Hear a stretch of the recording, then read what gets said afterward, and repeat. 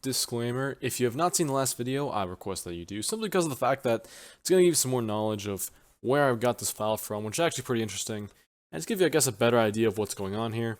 Now, two things about the virtual machine. The resolution, I guess, was fixed. Not even fixed, just is now bigger, and I did add an extra gigabyte of RAM, giving it now 4.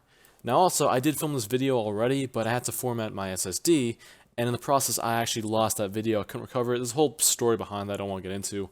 But point is, I lost the video, so I already have an expectation of what's going to happen. But I will walk you through the whole process anyways, just because it's better that way. So, on this end, we have the ransomware itself, and on this end we have Malwarebytes. So, again, this is just a setup file. This isn't the actual thing yet, and there's a reason for that, explained in the last video. Let's get started.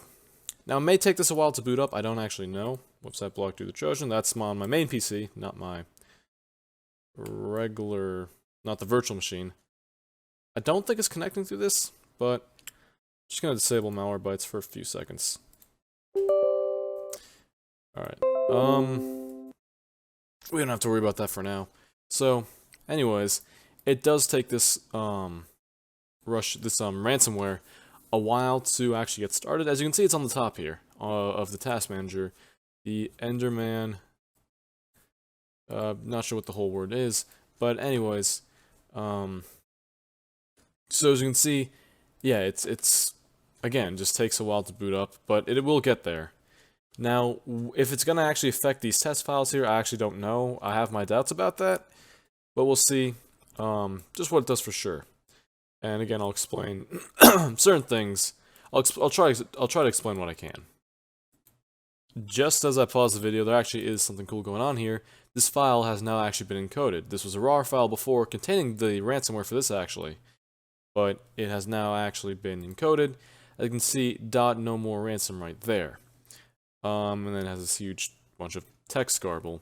So it's already affecting something, and now we have some I guess a concrete before and after effect. We're gonna see how Malwarebytes responds to this, as long as the setup doesn't get encrypted. So actually, this is pretty cool. What it's done is disguised itself as a Microsoft program. This has tricked people into actually letting it do its thing, and it says verified publisher Microsoft Windows. So it looks like it's actually something for Microsoft. This is just a bunch of computer garble, command line interface for Microsoft.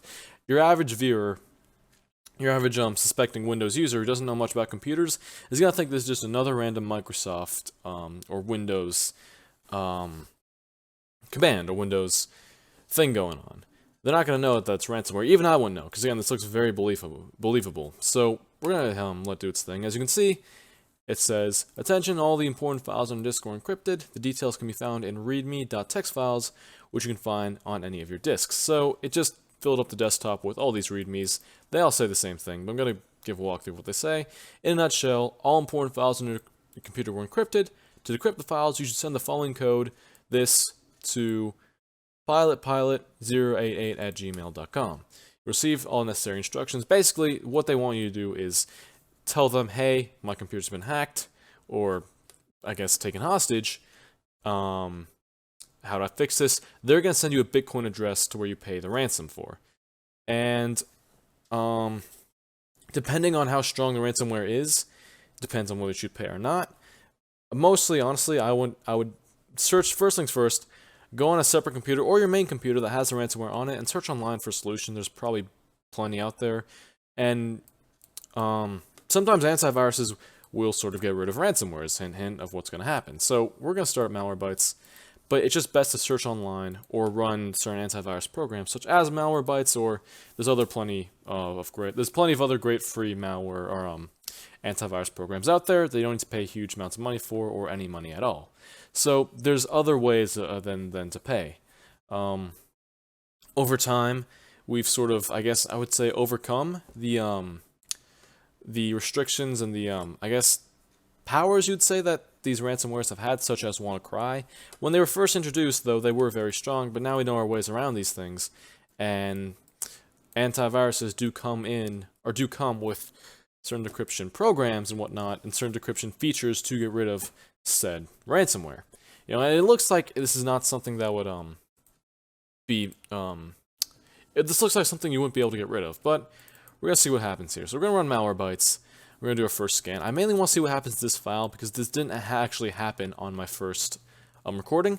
I wasn't able to find a file that was actually encrypted. I didn't really search that hard, but I wasn't able to find a file that's encrypted just like this. So let's get started. We can just hit maybe later, get started, and we just want to do our first scan. Shouldn't take this is quarantine. Shouldn't take us too long.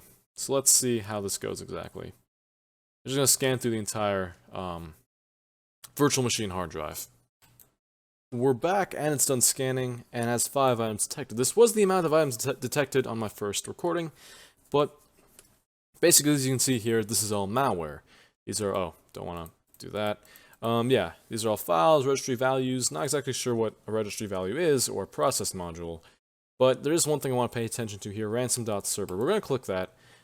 I'm just going to, basically it's going to lead you to a Malwarebytes link actually, and send you to, basically tell you what it is. Short bio. Ransom.server is a ransomware application that uses ransomware as a service, RAS, model, where affiliates purchase and then subsequently spread the malware. Commissions are paid to the developers for the use of the malware. Ransom.server uses strong encryption, and there are currently no free decryptors available. This is a different ransomware that uses the same sort of technique, such as normal ransom.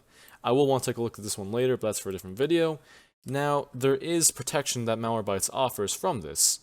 And, yeah, home remediation, you just install Malwarebytes and run it. So we're going to do that right now, and we're just going to put these all in quarantine. We're not going to restart now, because we're going to go to quarantine now. And actually, so only 3 programs are here, which is odd enough. We're now going to delete this and restart. This file is still encrypted. Now, I may actually skip over this file just because it does have this virus inside it. I don't exactly know if that would work or not, or if that's how it works. But we're going to restart and try and figure out what's going to happen. So, let's take a look.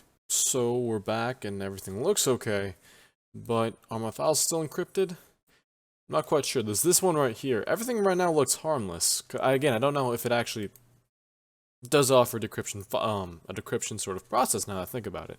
But I actually do want to edit this sort of piece of text myself. This was originally a RAR file. As an extension is just changed to .no more ransom, and if you try and do that, apparently it just stops responding. Okay, let's restart the program. No, never mind.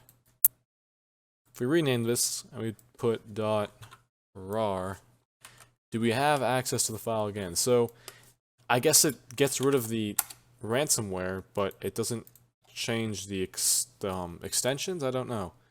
And it's either unknown format or damaged. So somewhere along the line, when it changes the format, so it damages it, and if you try and change it back, it ends up not working. Now, none of the test folders actually, or test files actually, were affected, so I guess there's that. So I guess it, again, Malwarebytes states that that has, protection from ransomware, but I think what they mean is that, it has protection from the ransomware file itself, not when you activate it. When you activate it, I'm assuming that just means that, its files are encrypted and it can't decrypt them, but it can protect you from the file itself if you don't activate it, and usually will. If you have it running and just keep it on, if you get some sort of virus or something, it's going to tell you. So if you, again, and most free antiviruses do this. Again, a lot of the popular ones are, more popular antiviruses have better features, such as Avast, I think, works, or AVG. I don't exactly know too many other antivirus programs other than Malwarebytes. So, I think it pretty much wraps this up. If you have an antivirus, it's gonna most likely just protect from the ransomware file itself. But if you click and activate that file, it's not going to work right. Now, make sure you always know which sort of Windows program you're using, or Windows command is happening. When it asks you to run something as administrator, just make sure you know what's going on behind that. Again, it's not the easiest to detect, as I've stated already. That time, though, you could probably put together that it was coming from the ransomware file, as it did happen after. If you do nothing, again, that file can only do anything if we choose to activate it. So if you do nothing and a random Windows program or application or whatever, or command or something, asks you to give it access or run it as administrator, just say yes. Because if you haven't done anything, it's not going to activate by itself. And again, if you have free antivirus, your ransomware, or the ransomware on your computer, will be detected. Now, the next video is going to be pretty interesting because we're actually going to use the same virtual machine here. I'm going to see how much ransomware can I run it at the same time. Again, that was already filmed beforehand, but I lost it in the format, so this is going to be a refilming of it. We're going to try this process a little differently.